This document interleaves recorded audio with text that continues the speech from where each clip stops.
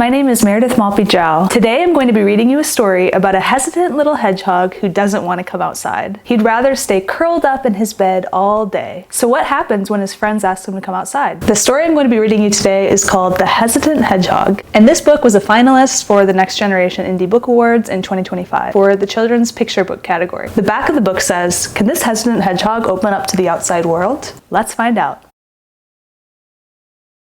The Hesitant Hedgehog, read by the author. That's me. Hedgehog had the coziest room imaginable. He loved to roll in his bed of pom-poms all day. There was just one little problem. He refused to come out.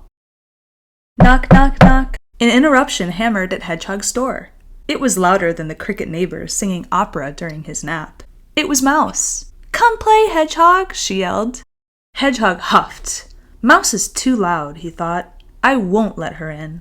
The truth was, he didn't know how to let others in, even if he opened the door.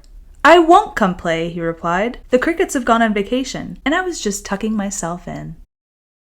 Knock, knock, knock, came the sound again, followed by the pleas of Badger and Squirrel. "Come play, Hedgehog," they said. Badger is too wild, thought Hedgehog, and Squirrel is too much. It was easier to stay curled up in a ball where no one could criticize him. "I won't come play," he said. "I was busy fluffing my pillows. Why should I go?" He pulled out a quill and scribbled out a list to remind himself. Reasons to go. Number 1, none. Number 2, nada. Number 3, no way, no how, under any circumstances. Hedgehog stayed home. One day, Hedgehog saw Mouse, Badger, and Squirrel building a fort. Honestly, it looked a little sad. Hedgehog was tempted to go help them. He turned to his list, but it was a bunch of gibberish. They can't cuddle up with sticks, he thought. They need help from someone to make it cozier. Someone like me? "I was thinking," Hedgehog started to say. Badger scooped Hedgehog up in a hug so tight he could not say another word. Badger is too wild, thought Hedgehog. But then he noticed the big, dark shape in the tree. Hedgehog was scared. He wanted to race home to his empty bed. "Hello!" Mouse yelled at the dark shape. "Hello!" called back a sleepy voice. It was just Owl. There was nothing to fear all along. Thank goodness Mouse is loud, thought Hedgehog. It makes her brave. Hedgehog proposed a new idea for the fort. He had lots of practice building them at home. "He has a point. I could never have imagined using snow," Badger said. "I thought Hedgehog was too prickly, but he is friendly when he uncurls." Knock, knock, knock. "Come in," said Hedgehog. Hedgehog couldn't remember the last time he had so much fun.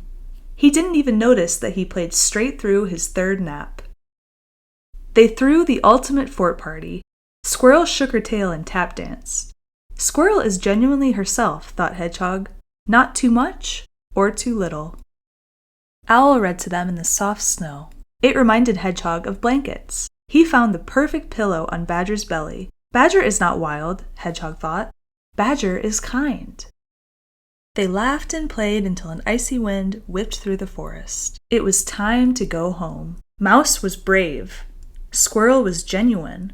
Badger was kind. Now it was their turn to be like Hedgehog. They got cozy in bed and yelled, "Come rest, Hedgehog!" The end. This book was inspired by our friend, Papa the Hedgehog. Thank you for joining my story time today. This story is very close to my heart, and it is based off of my real-life hedgehog. So if you look at the last page here, you'll see a tiny little hedgehog, and that is actually my pet. His full name is Big Papa the Hedgehog. Papa for short. And he was very influential in my life, so of course he made it into a book. Papa's the type of hedgehog who only liked one person, and that person was me. In fact, the illustrator, my husband, he did not like him very much, and he very rarely came out of his little home. You might have noticed the pom-poms in the story. So hedgehogs actually love pom-poms in real life. They like them because they're easy to dig in and play with, and they especially love if you make a little box with a bunch of pom-poms in it and you hide grubs on the bottom. Hedgehogs are insectivores, so they love to eat bugs, especially worms. And that's where the worm chips came from in the story. Now, there aren't actual worm chips, but I'm sure you could probably dehydrate a worm or two. Well, maybe only if you're a hedgehog. Hedgehogs do also have very sharp quills, and my hedgehog Papa would shed his quills every winter. I would find a couple quills on the bottom of his cage, and so I thought that would make a great writing utensil. So you'll see in the book that Hedgehog writes his list with a quill, and that is based off of real life. So thank you again for watching, and I hope you enjoyed the story.